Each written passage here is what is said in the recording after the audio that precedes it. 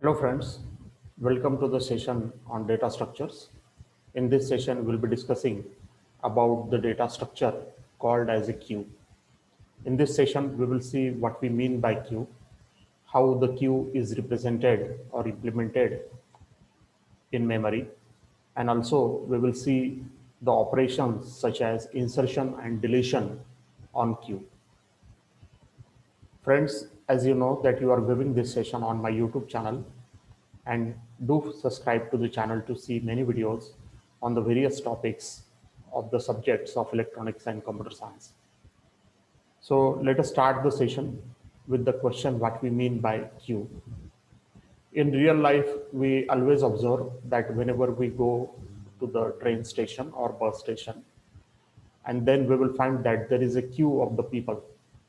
And therefore, whenever we want to purchase any ticket for the bus or train, then we need to stand in the queue. And then you will find that the person who enters into the queue first will get the ticket first, and the person who enters in the queue at the end will get the ticket at the end. So queue is being frequently observed by us in our daily lives. So queue can be called as a linear data structure, and this data structure is such a data structure which has the characteristics that the insertion of the element and the deletion of the element will take place at the opposite ends. That is, the insertion will take place at one end, while the deletion of the element will take place at the other end. So whenever we want to insert the new element in the queue, then it should be inserted at the rear end, or sometimes we call it as a back end. And whenever we want to delete an existing element from the queue, then it has to be deleted from the front end. So as shown in this diagram, suppose we have a queue, and therefore these are the elements in the queue, and whenever we want to delete an element from the queue, then it has to be deleted from the front end, and whenever we want to add any new element in the queue, then it has to be added at the back end or rear end. So this data structure can be called as a first in, first out list, that is FIFO list, because in this data structure, the element that appears first will be deleted first, and therefore this list is being called as a first in, first out list. As far as the data structure queue is concerned, you will find that there are two commonly perform operations on the queue are the insertion and deletion. So whenever we want to insert a new element in the queue, then this operation is being called as the enqueue operation. And this insertion of the element will take place at the rear end or back end. And whenever we want to delete an element from the queue, then this operation is being called as a dequeue operation. And this deletion of the element or removal of the element will take place from the front end. So queue is a very useful data structure. You will find that we have discussed several data structures, and all these data structures are used to store the data values temporary in the memory. So queue is also a very useful data structure that can be used to store the data values temporary in the memory. And this data structure is being used whenever we write algorithms or whenever we write programs where we want to achieve some sharing of the resources. Say, for example, whenever we want to share the CPU time or whenever we want to schedule the disk scheduling, then in such applications, this data structure can be used. It is also possible that you can make the use of this data structure for printer sharing, because we know that in an organization, normally we have one printer and that is being shared by many people. So such printer sharing can be achieved with the help of queue. In OS routines or in networks, always we need to make the use of the queue for the implementation of many algorithms. So let us understand how the queue is being represented in the memory. As far as this data structure Q is concerned, Q can be represented either by using the linked list or by using the array. So Q can be represented by a linked list.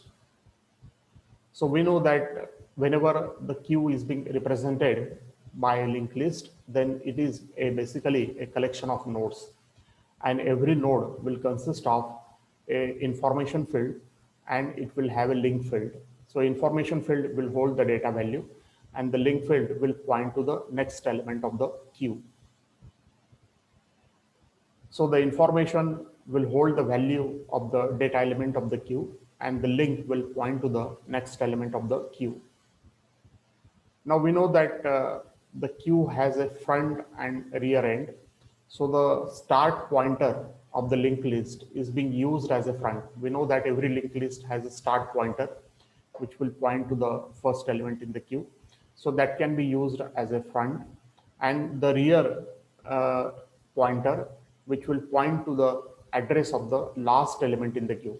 So for example, when we have a queue of 3 elements, then this pointer front will point to the first element of the queue, and this pointer rear will point to the last element of the queue. So one can easily observe that the last element will have a link value equal to null. So whenever we want to make any insertion in the queue, then that insertion has to be made at the rear end. And whenever we want to delete an element from the queue, then that deletion has to be made at the front end. So if the front is equal to rear is equal to null, it means that there are no elements in the queue. And in such a case, we can say that the queue is empty. It is also possible that you can represent the queue by using array. As shown in this example, so by using an array, we can represent the queue where it will consist of, say, for example, 4 elements. And now the front will have the initial value equal to 0, so which will point to the top element, and the rear will have the value equal to 3, which will point to the back end of the queue. And now in such a case, whenever we want to perform the deletion operation, then in that case, we need to increase the front by 1. And for insertion operation, we need to increase the rear by 1. Now let us understand the insertion operation in the queue. Now suppose we have been given a queue of 2 elements, and suppose the front will point to the first element and the rear will point initially to the second element. And now whenever we want to insert 30, the new element, then we have to create a node, and this node is being added in the linked list in such a way that this second pointer now will point to the next element, and the rear will also point to this new element, and the pointer value of the new element will be assigned with a null value. So we can easily write the algorithm for performing the insertion operation in the queue. Now initially, whenever we want to insert a new element in the queue, then it is necessary to allocate the space to the new node, and suppose we name it as a temporary node. Now the data value will be assigned to the input number, and the link will be assigned with a null value because this will be the last element of the queue, and therefore it will be assigned with a null value. Now we will check if front is equal to null. If the front is equal to null, that is there are no elements in the queue, in such a case we will assign front is equal to rear is equal to temporary. Else otherwise we will add a new node and we will set the rear link is equal to temporary, and then we will exit. So as shown in this diagram, whenever we want to add a new node, then you have to create a node first, and then you have to set the pointer value of the earlier last node, which is null, to the new node, and then you have to set the value of the new node, pointer value of the new node equal to null, and then you have to set the rear pointer to point to the new node. It is also possible that we can perform the deletion operation on queue. And whenever we want to perform the deletion operation, then that has to be performed from the front end. Now, suppose this is the initial queue consisting of the elements such as 60, 32, 78, 26, and 30. And the front is pointing to the first element. Now, whenever we want to delete this element from the queue, then we will assign it a temporary value, and then we will make the front to point to the next element, that is 32. And the link between 60 and 32 is being break away. So whenever we do such thing, and whenever we make this temporary free, then you will find that the element will be deleted from the queue. So in this algorithm, initially we will check if the front is equal to null. That is, if the queue is empty, then in that case, we cannot perform the deletion operation, and therefore we will display the message of underflow.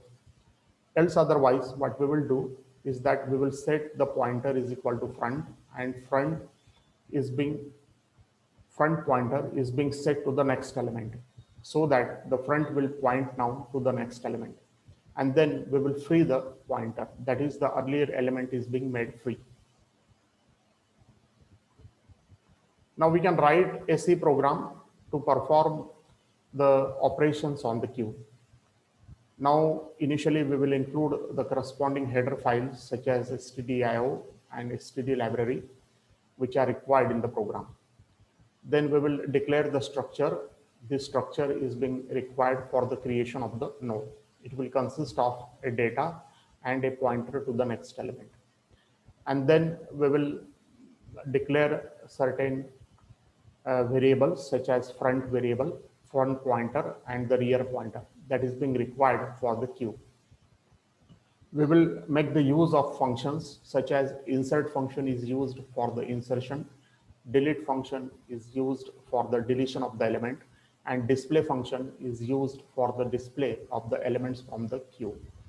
Now, initially in the main program, we will ask the user to enter the choice. And for this purpose, we will display a menu where the user will be asked to enter the choice. So the choice 1 will be for insertion of the element. The choice 2 will be for deletion of the element. The choice 3 will be for display of the queue, and the choice 4 is for the exit. We will read the choice, and then accordingly we make the use of the switch statement to perform the action. If the choice is 1, then we will invoke the insert function. If the choice is 2, then we will execute the delete function. If the choice is 3, we will execute the display function. If the choice is 4, then we will exit the program. And if the choice is apart from these 4, then we will ask the user to enter the valid choice. In the insert function, we will find that we will have a pointer variable, and we will get the value of the item. Then we will allocate the memory by using the memory allocation function. We will check if the pointer is equal to null. It means that there is an overflow. Else otherwise, we will ask the user to enter the data value. And this data value will be set by using the statement pointer points to data is equal to item. We will check if the front is equal to null, that is, there is no element in the queue. In such a case, we will set front is equal to pointer, rear is equal to pointer, and front next will be null and rear next will be equal to nulls. Else otherwise, if there are already elements in the queue, then we will set rear next is equal to pointer, rear is equal to pointer. That is, we are adding a new node in the queue, and we will set rear next is equal to null, as this is the last element of the queue. In the delete function, we will create the pointer, and we will check if the front is equal to null. If it is the case, then in that case we will print the error message of underflow. Else otherwise, we will set the pointer is equal to front, and front will point to the next element, and we will free the pointer. That is, we will delete the element that is being pointed by the front. In the display function, we will make the use of the pointer and we will set the pointer is equal to front. If the front is equal to null, then in that case, we will display the message that the queue is empty. Else otherwise, we will print the values by using the loop while pointer is not equal to null. So every time we will print the data value that is being available in the queue, and we will go to the next element. So friends, whenever you type this program by using any online C compiler and when you execute it, you will find that initially the menu is being displayed and now you have been asked to enter your choice. Suppose you enter your choice as 1, then you will be asked to enter the value. Suppose our first value is 45. Then again, the menu will be displayed and you will be asked to enter your choice. Now, suppose again, I will enter the choice as 1 and I will enter the second element with the data value 56. So now you will find that there are two elements in the queue. The front is 45 and the rear is 56. And now suppose I enter the choice as 2, that is I want to delete an element. Now you know that whenever you want to delete an element, then the front will be deleted. And therefore, in the third case, whenever I display the list, then the remaining element, that is 56, will be shown on the screen. So thank you friends for viewing the session. Hopefully you have understood what we mean by queue and how to perform insertion and deletion operation on queue. Thank you all for viewing the session.